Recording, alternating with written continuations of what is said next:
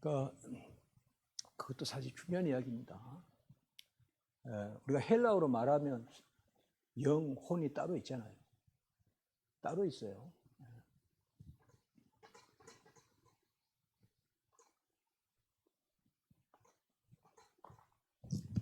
헬라어로 이제 영은 푸뉴마고 혼은 푸시케입니다. 철학자들은 영과 혼을 따로 봅니다. 헬라 철학자들은.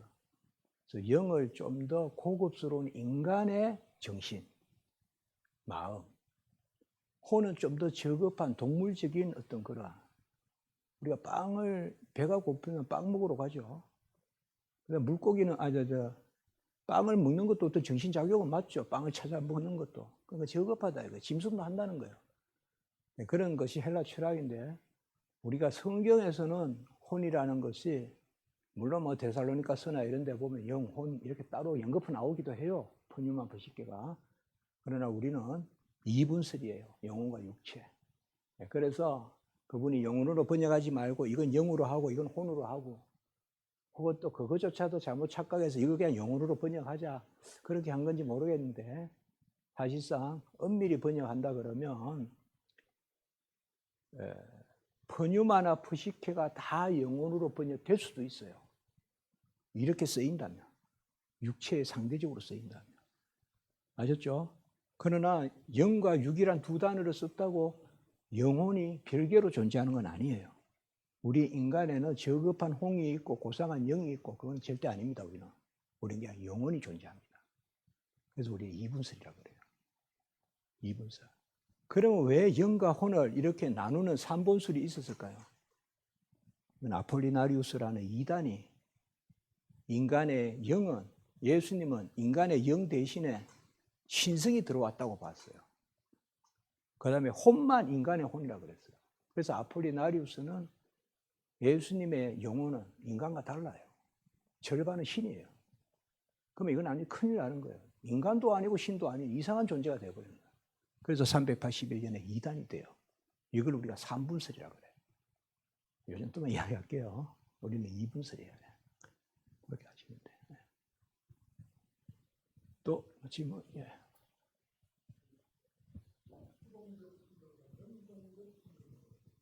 예. 오늘 배운 것만 이야기하면 좋은데.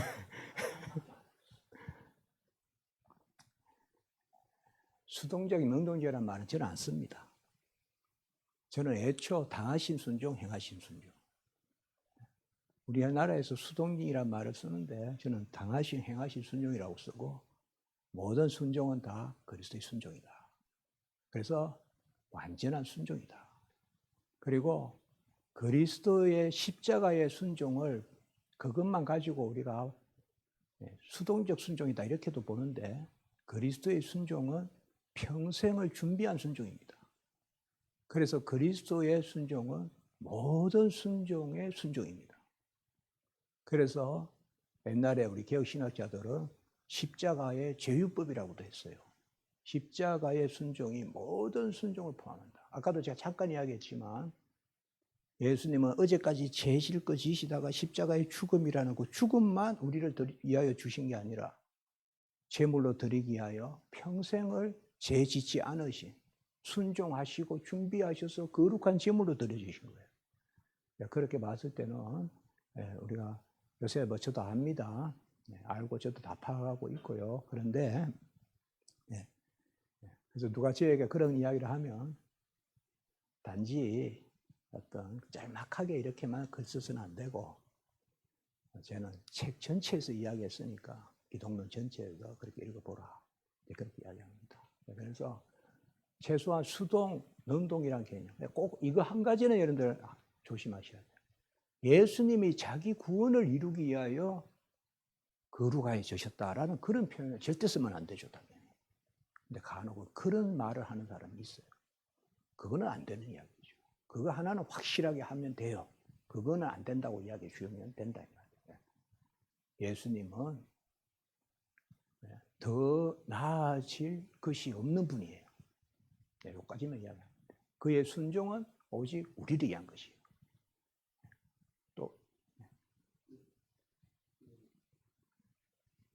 예수님께서 세례 요한에게 세례를 받으신 것이 이게 죄에 대해서 전가로 이해하는 건 네, 이제 전가라는 말은 사실 언약적으로 이해하셔야 됩니다. 그런데 그것은 우리의 자리에 서셨다 정도로 이해하시면 됩니다. 우리의 자리에 서셨다. 네. 사실 우리가 이제 네, 그렇게 보시지 말고요. 우리 자리에 서셨다. 네, 그러니까 모든 예수님이 이 땅에 오신 자체가 우리를 이해하십니다. 성육신 자체가. 그렇지 않습니까? 그러니까 무엇 하나도 우리를 이해하지 아니한 건 없습니다. 예수님의. 그래서 보통 우리가 세례 받으심을 왕으로서의 임직이라고 해요. 임직. 그러니까 우리가 뭐 책봉이라 그러냐고 책봉 이런 거 있잖아요. 책봉. 먼저 해놓고 나중에 이제 등극하잖아요. 네, 그런 건데 뭐 그런 표현을 옛날에 좀 썼어요. 신학자들도. 근데 그런 표현은 신학적으로 큰 뭐 의미는 없고요. 다만 죄가 없으신 분이 아까 제3에 이르는 회개의 세례. 그게 이제 세례 요한의 세례잖아요. 제3에 이르는 회개의 세례. 예. 에이스 아페시. 예. 메타노이아에서 회개의 세례거든요. 그대로 원어 번역하면요. 예수님 죄가 없잖아요. 그런데 왜 제3에 이르는 회개를 세례를 받느냐? 우리의 자리에서. 똑같습니다. 모든 것이. 그러니까 우리가 성경을 좀 더 아까 참 하나님 참 사람이라고 했는데 이상하게 또 속성을 이야기하면 안 돌리려고 그러잖아요. 자꾸 내 이성이 개입하는 거예요. 내 이성이 개입해서 어떤 것은 믿으려고 어떤 건 이해하려고 그래요. 그러다 보면 어려운 게 생겨요. 난해 구절이 생긴다고요. 사실 성경에 난해 구절이 없습니다. 성경에 난해 구절이 없어요.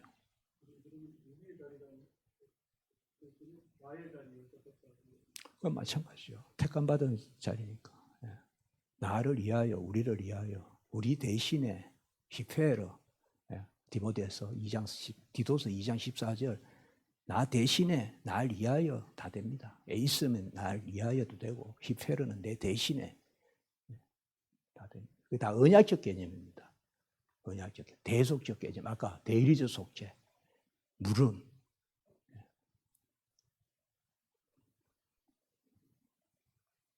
네, 뭐 또.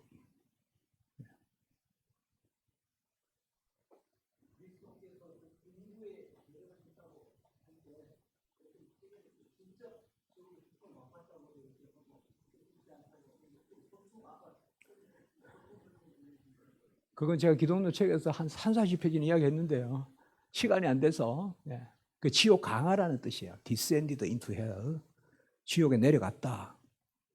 제가 한국에 이제 처음 왔을 때 서철원 교수님께서 사도신경 수정위원회에 들어가셨어요. 총회에. 그러면서 저에게 문 교수가 그 라틴어 부분 좀 읽어보게. 나는 헬라어 부분 볼 테니까. 그때 이제 하나 또 논제가 된 게 지옥에 내려가면 뜻이거든요. 그래서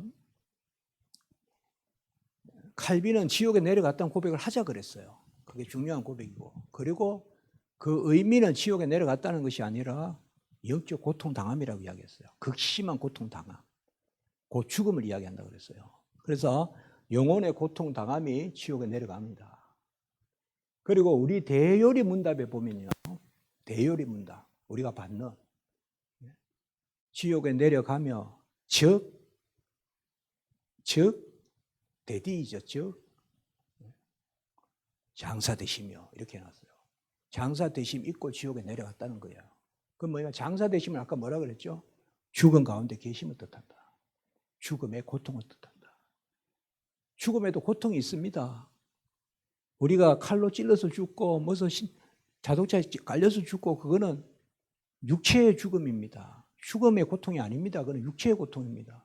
죽음은 영혼과 육체가 분리되는 고통이 있습니다. 누구에게나 다 있습니다. 편한 죽음은 없습니다. 영혼과 육체가 분리될 때 아무도 모릅니다. 그런데 극심한 고통이 있습니다. 저 사람이 편하게 죽었다. 저 사람은 무슨 사고가 나서 고통스럽게 죽었다. 그건 아직 육체의 이야기입니다. 육체의 이야기. 죽으면 영혼과 육체가 분리되는 그 고난이 있습니다. 그 고통이.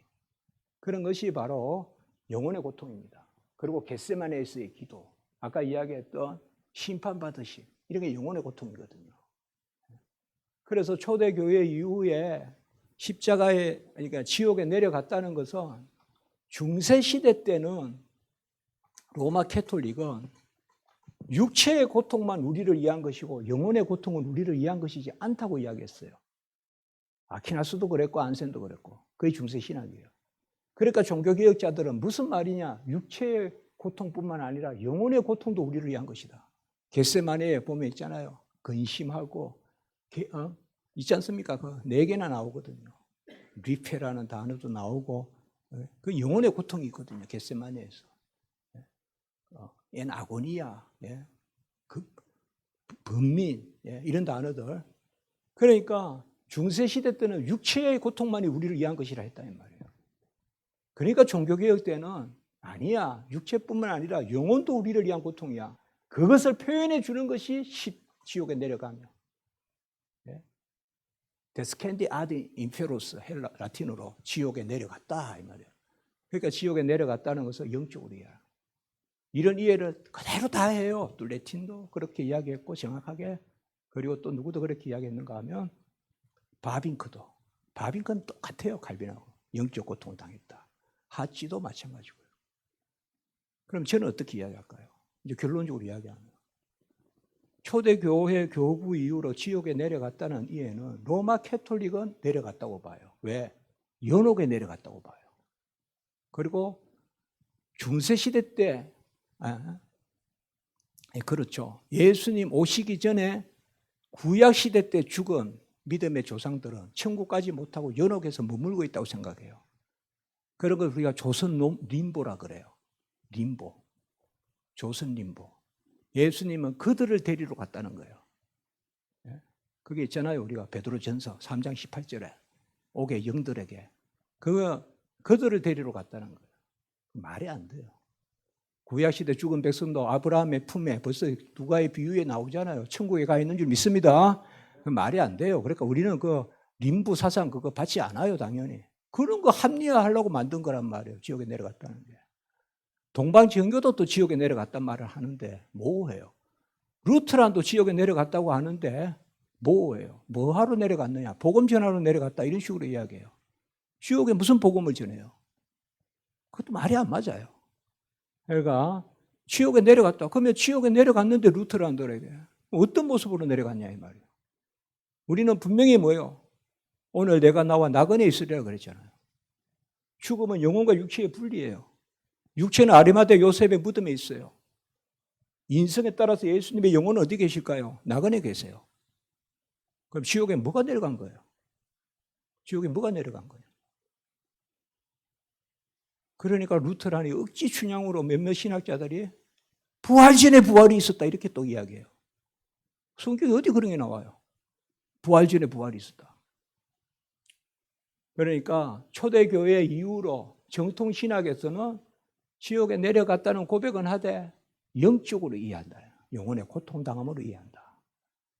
그리고 우리 대요리 문답에서 보듯이 죽고 장사되심으로만 고백하면 이미 영혼의 고통에 대한 고백이 됐으므로 지옥에 내려갔다는 고백 안 해도 된다. 오늘날 저 미국의 웨인 그루덴 같은 학자는 미국에서 NIV나 이런 데서 고백하는 걸 빼버리자 그래요, 오히려. 우리나라에서 넣자고 일부 그렇대요. 그 나라에서 빼버리자 그래요. 미국의 학자들이. 미국에서 하잖아요. 그리고 또 중요한 것은 종교개혁 때는 이러한 논쟁의 의미를 알았어요, 그 당시에. 중세 이런 것을 알기 때문에. 그런데 오늘날 우리가 지옥에 내려가며라고 고백하면 전부 다 지옥에 내려갔다고 생각할 거란 말이에요. 누가 이거 신학적으로 이해할 거냐 이 말이에요. 안 그렇겠어요? 지옥에 냈다고 하면 우리가 지금 이런 신앙 교육 상태에서 지옥에 내려갔다고 사도신경 고백하면 다 지옥에 내려갔다고 이해할 거 아니에요. 건덕상도 좋지 않다 이 말이에요. 그래서 저는 지옥에 내려갔다는 것은 현 상태로 사도신경에 첨가할 필요 없어. 그게 제 주장입니다. 그게 총회 제 이야기를 한 거고요. 네. 자, 또 이제 여러분 빨리 마치고 좀 낙동강에 좀 놀러도 가고 가셔야죠. 벚꽃 보러 가셔야죠.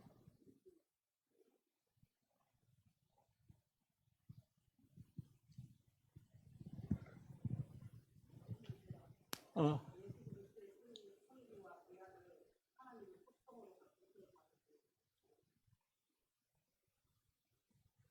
예. 네. 비하와 성기는 신인 양성 가운데 일어나는 것입니다. 우리가 말하는 비하 이런 거하고 다릅니다. 그러니까 너 비하하지 마 이런 거 있잖아요. 우리는 뭐 비하할 게 뭐 있어요. 이미 낮은데. 그런데 두 속성이 모두 돌려집니다. 그 가운데 죽을 수 없는 분이 죽으시고 전능하신 분이 배고프다 하시고 성령이 나오시는 분이 성령을 받으시고 그게 낮아지십니다. 그러니까 낮아지심에 대한 아멘은 속성에 대한 아멘이 없이는 아멘이 안 됩니다. 사실. 그래서 제가 이렇게 길게 썼습니다. 오늘 같은 이런 자리에서 이렇게 쓰는 게 좀 힘들어 보이기도 하지만 쓴 이유가 그러거든요. 안 쓰고는 설명이 안 됩니다. 이게. 그런데 이것을 우리가 아멘하면 이걸 모르면 맛이 없습니다. 이제.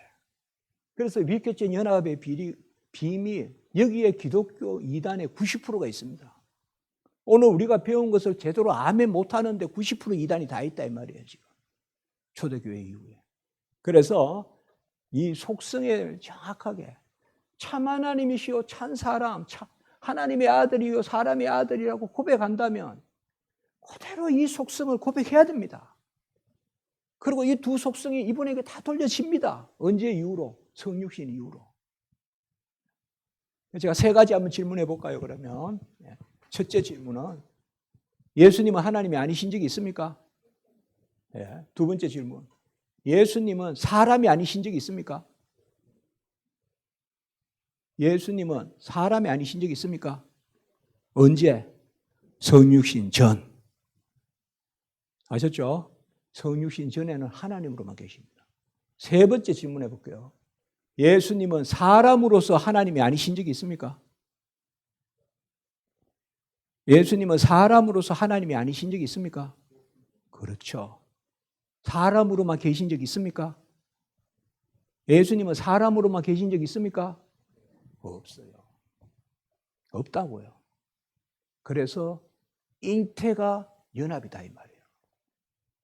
예수님은 사람으로만 계신 적은 없다고요. 0.00001초도 없다고요. 예수님은 형성되시면서 연합되셨다고요. 예수님은 사람으로만 있은 적이 있다. 이게 네스토리우스 이단이에요. 그래서 마리아는 그저 인간 예수만 잉태했다는 거예요. 그런 게 다 그렇습니다. 그러니까 이 세 가지 질문을 정확하게 답하면 다 우리 아멘인데 모든 이단이 이 세 가지 질문에 대한 그릇된 답으로부터 시작됩니다. 그래서 우리 이제 사모님께서 잘 말씀하셨는데 속성은 본성에 돌려지는 어떠함을 뜻합니다. 예수님의 본성은 하나님이시잖아요. 그럼 하나님의 어떠하심, 그걸 우리가 아멘해야 됩니다. 그래서 신학교에서는 하나님의 속성이라고 해서 배웁니다. 길게. 하나님이 이러신 분이다. 이게 쭉 배웁니다. 그리고 그분이 사람이 되셨다. 이거는 이제 사람의 속성. 그래서 그 예수님은 지금 걸어다니는 예수님이 다가 아닙니다. 그분은 모든 곳에 계시는 여기 계신 분입니다. 하나님으로서는 모든 곳에 계시고 그분을 여기 한정하면 안 됩니다. 여기에 한정하는 순간 양자설 이단 돼버립니다. 여기에. 그런데 보통은 우리가 말씀을 잘 좀 가르치고 평소에 말씀대로 잘 훈육을 안 하면 거의 예수 안에 신성이 들어있다라고 생각합니다. 그러면 잘해야 바르트 됩니다. 잘해야 바르트 됩니다. 그러니까 이런 것들을 우리가 그렇다고 억지로 전부 신학 교육을 받으냐 그게 아닙니다. 칼빈의 기독교 강요는 신학자를 위해 쓴 게 아닙니다. 이거는 그러니까 그리스도의 학생을 위해서 썼다고 했는데 그 학생은 말씀을 배우고자 하는 사람이 씁니다. 그러면 우리 어려운 것입니까? 아닙니다. 소율의 문답에 보면 다 나옵니다, 이게. 소율의 문답은 뭔가 어릴 때 가르치는 겁니다. 간단하게 가르치는 겁니다. 그래서 신앙교육의 3대 원칙이 있습니다. 되도록이면 빨리 가르치라. 첫 번째. 두 번째, 반복해서 가르치라. 세 번째, 근본적인 것을 가르치라. 이게 신앙교육의 3대 원칙입니다. 그런데 어릴 때는 아직까지 어리다고 안 가르치고 늦게 가르치는 거죠. 그리고 벌써 어려운 것을 알게 되면 안 배우려고 합니다. 그래서 어릴수록 좋습니다. 신앙교육은. 어릴수록 좋다. 어려운 것이라는 것을 알기 전에 가르치라. 고등학교쯤 돼서 가르쳐야지. 죄송합니다만은 장로님으로 20년, 30년 있다고 해도 소율의 문답이 어렵다고 합니다. 이게 한국교회 현실입니다. 빨리 가르쳐야 됩니다. 빨리. 그럼 문 교수는 너무 이상적이지 않냐? 아닙니다. 우리가 중학교 2학년이면 인수분해, 어려운 수학을 배웁니다. 벌써. 우리 부모님들이 다 못 풀어줍니다. 근데 이상하게 성경에 그것은 조금만 새로운 게 나오면 어렵다고 하고 말하지 마라 그러고 이러니까 도무지 전달이 안 됩니다.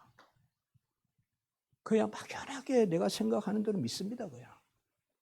그러다가 어느 순간 이단이나 이런 거 만나면 덜커덩 걸려들 때가 있다 이 말이에요. 그리고 한 번도 들어본 적이 없다 이런 말이 나온다 이 말이에요. 그러니까 한 번도 들어본 적이 없는데 성도가 어떻게 스스로 알겠냐 이 말이에요.